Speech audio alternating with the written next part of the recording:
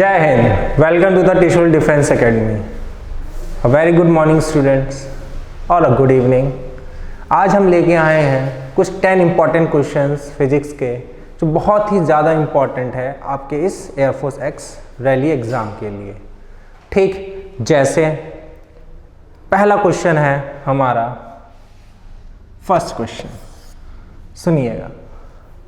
A constant force of 5 Newton, repeated questions नहीं है, बहुत इंपॉर्टेंट क्वेश्चन है। A constant force of 5 Newton is applied on a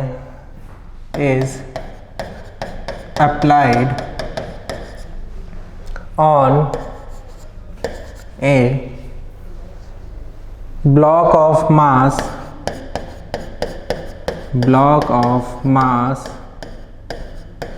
20 kg for a distance of 2 meter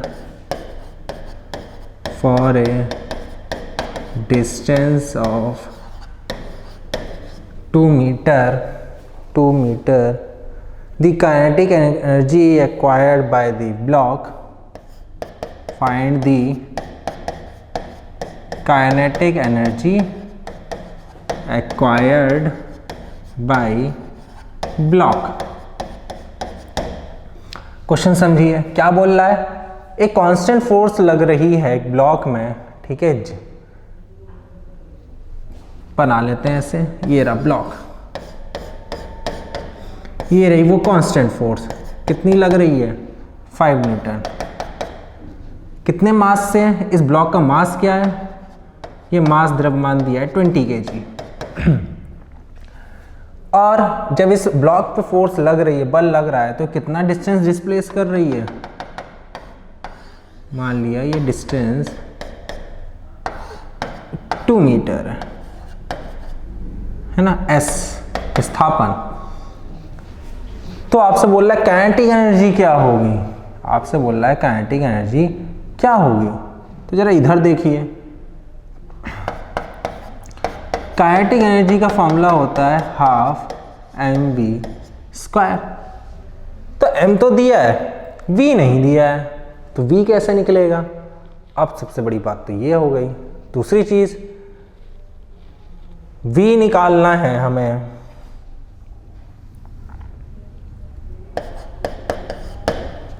और v निकालते हैं तो हमें पता है फॉर्मूला एक v² = u² + 2as,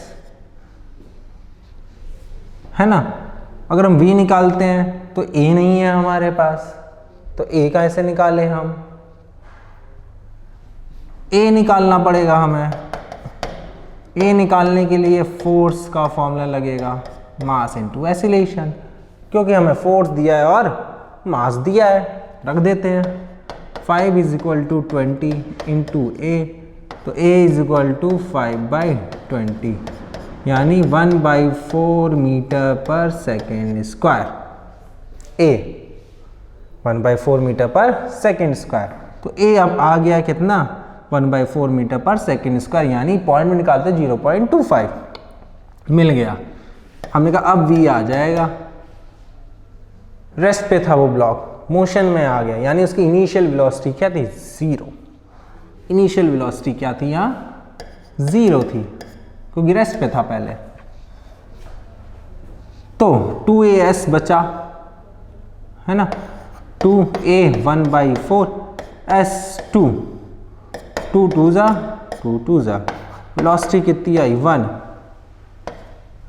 उसका भी अंडर रूट किया तो आया आपका 1 मीटर/सेकेंड²।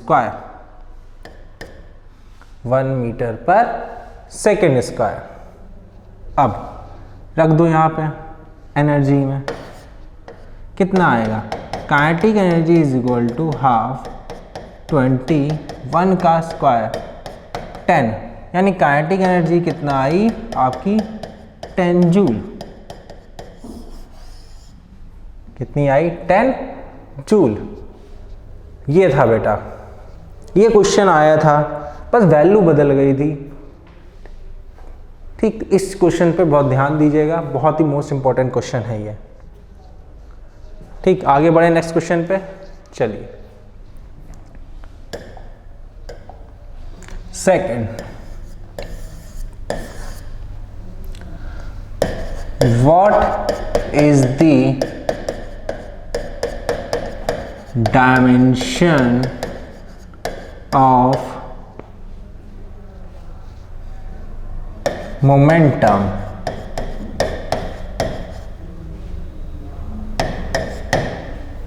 मोमेंटम का डायमेंशन क्या होता है? क्यों मोमेंटम मैंने लिया? डायमेंशन तो सारे इंपॉर्टेंट है, डायमेंशन इसलिए मैंने लिया क्योंकि मोमेंटम ये ऐसा डायमेंशन है, ये बहुत पूछता है। चाहे एंगुलर मोमेंटम पूछ लेगा या लीनियर, लेकिन पूछना से मोमेंटम है ही। हम यह मान लेते हैं लीनियर मोमेंटम है, ठीक।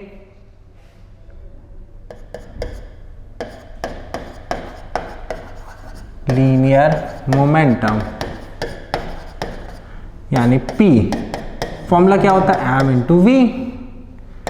पहले इसकी यूनिट निकाल लें, मात्रक, मास केजी में, velocity metre per second square. तो मोमेंटम किस में आ गया? KG metre per second square. इसमें आ गया KG metre per second square. अब जरा इसकी विमाएँ निकालिए, डायमेंशन निकालिए। डायमेंशन क्या आएंगी? एम एल टी, तीनों ले लो। केजी की पावर कितनी है? 1, एल की पावर 1, टी की पावर -2। भाई इसको हम ये भी तो लिख सकते हैं ना, केजी और मीटर पर सेकेंड स्क्वायर। उठा के रख दो। तो मोमेंटम की डायमेंशन क्या है? m1 l1 t -2, यानी इसको mlt -2 भी लिख सकते हैं। क्लियर हुआ सेकंड क्वेश्चन? देखिए बहुत इंपॉर्टेंट क्वेश्चन है ये, मोमेंटम बहुत पूछता है, ठीक। थर्ड फॉर्मूले में पहुंचते हैं हम लोग।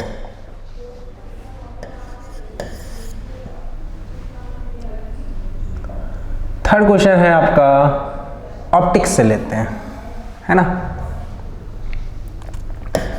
When two plane mirror placed perpendicular to each other, then how many images are formed on plane mirror? Clear?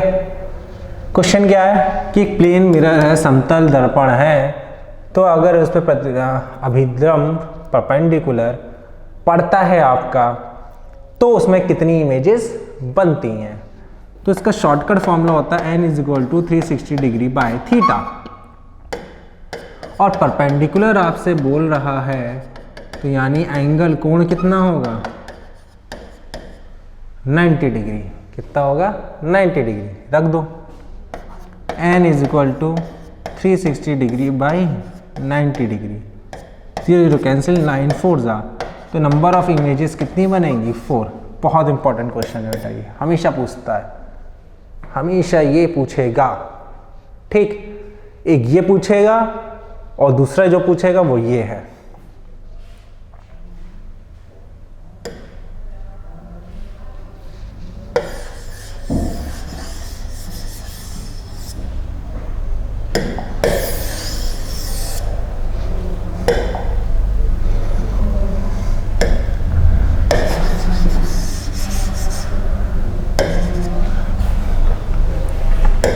देखिए फोर्थ क्वेश्चन, ये भी बहुत इंपॉर्टेंट है। When two plane mirror placed parallel to each other, then how many images are formed? ये दो question बहुत ज़्यादा important है। तो same shortcut trick, 360 degree by theta जो फॉर्मूला होता है। पैरेलल बोले तो थीटा कितना होता है? 0 डिग्री। तो रख दो n = 360 डिग्री बाई 0, यानी क्या है? 1/0 या कोई भी वैल्यू ऊपर हो, से क्या मतलब, हम तो जानते हैं कि वो क्या होता है, इन्फिनिटी। क्या होता है, इन्फिनिटी। तो नंबर ऑफ इमेजेस यहाँ क्या बनेंगी, इन्फिनिटी बनेंगी।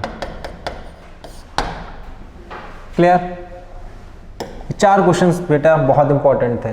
क्लियर हो गया इतना? चलिए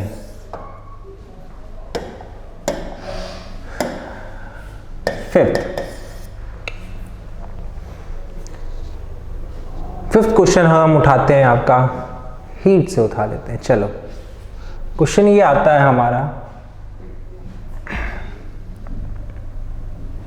ऑन विच फिनोमिनन, या लॉ बोल लो, law the Bernoulli's theorem is depends. Bernoulli's theorem किस लॉ पे डिपेंड करता है, किस लॉ पे एक्सप्लेन किया गया है?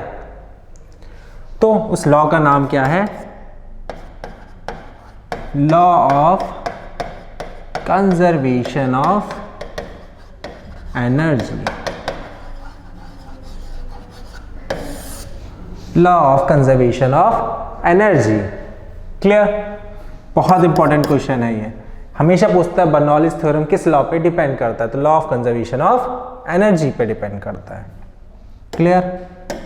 Next question,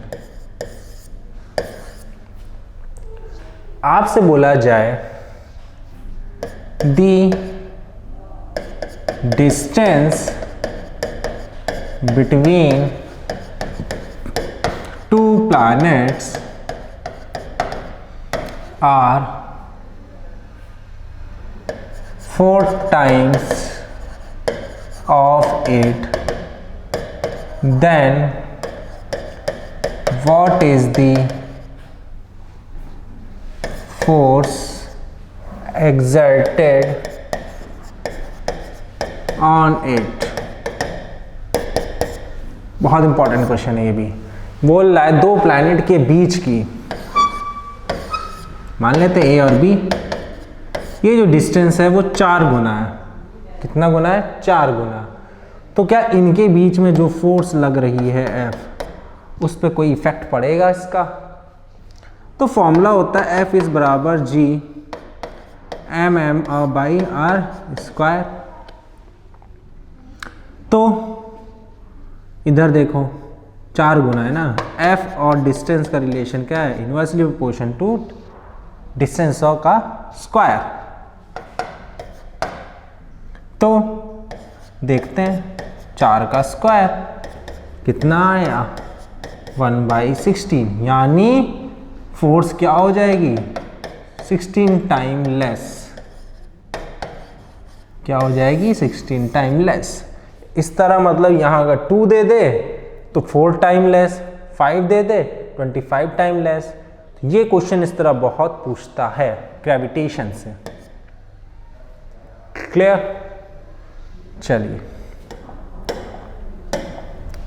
7th question,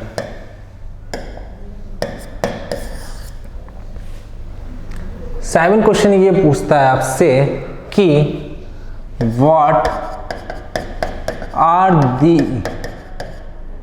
equation of sound waves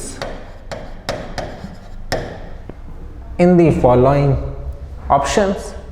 ठीक, तो पहली बात हम ये जान लेते हैं साउंड वेव की इक्वेशन होती क्या है, जिसके लिए वेरीफाई है।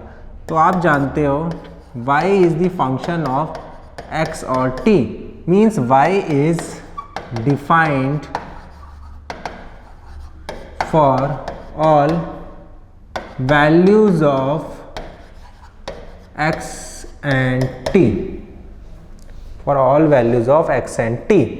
तो उसका फंक्शन का फॉर्मूला क्या बना था, y is equal to a sine omega t plus theta, a sine omega t plus theta. This is the sound wave equation. अगर मैं लिख दूं y is equal to a sine omega t, तो this is the SHM equation, और इसको क्या बोलते हैं हम, फेज। देखिए इसी में 3-4 क्वेश्चन और बता दिए।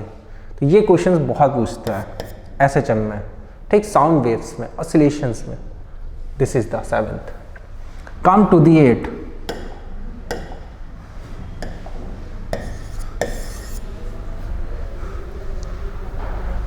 On which principle of law the Lenz law depend? On which principle of law Lenz law depends? ठीक, लेंस लॉ किस लॉ के प्रिंसिपल पे डिपेंड होता है बताइए। बहुत ही इजी क्वेश्चन पूछा है मैंने आपसे। Law of conservation of energy, किस पे? Law of conservation of energy, Lenz law पूछता है ये, ठीक। Next question 9th। देखिए बहुत 8 इंपॉर्टेंट क्वेश्चंस हमने डिस्कस किए हैं आज, है ना। आपने देखा हो बहुत ज़्यादा इंपॉर्टेंट क्वेश्चन हमने डिस्कस किए। अगर आपसे बोल दिया जाए suppose question, what is the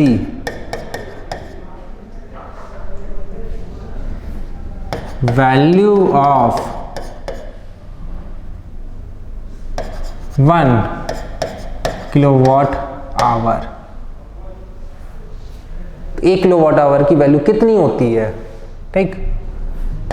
तो कैसे निकालोगे आप, पहले मैं बताओ। 1 किलोवाट आवर यानी वॉट में कर लो 1000 वॉट, आवर को सेकंड में कर लो 60 इंटू 60 सेकेंड। तो कितना आ गया, 6 6 जा 36 इंटू 1 2 3 4 5 10 की पावर 5 वॉट सेकेंड। और हम जानते हैं हेनरी जूल से बताया 1 joule by 1 watt by 1 second, ठीक। हेनरी जूल ने जिससे करेक्ट है आपकी 1 watt is equal to 1 joule by 1 second.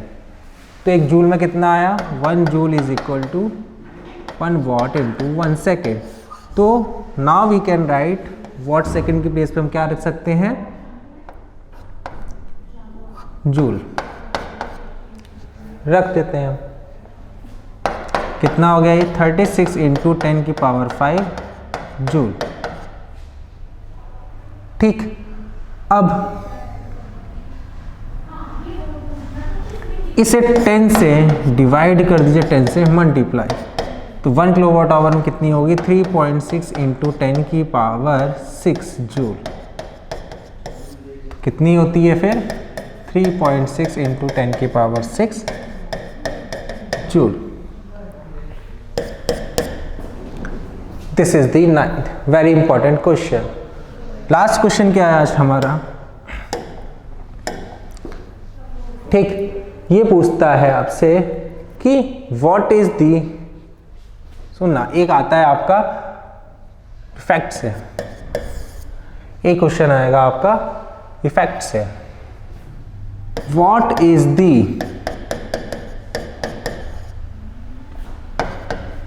Critical, what is the critical angle of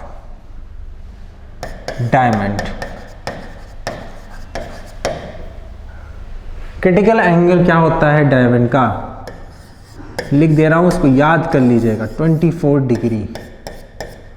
कितना होता है, 24 डिग्री। ये क्वेश्चन बहुत आया है, कई बार पूछा गया। So candidates, these are the 10 important questions, ठीक। इसको याद रखिएगा, मोस्ट रिपीटेड क्वेश्चंस हैं ये, ठीक। तब तक के लिए थैंक यू एंड जय हिंद।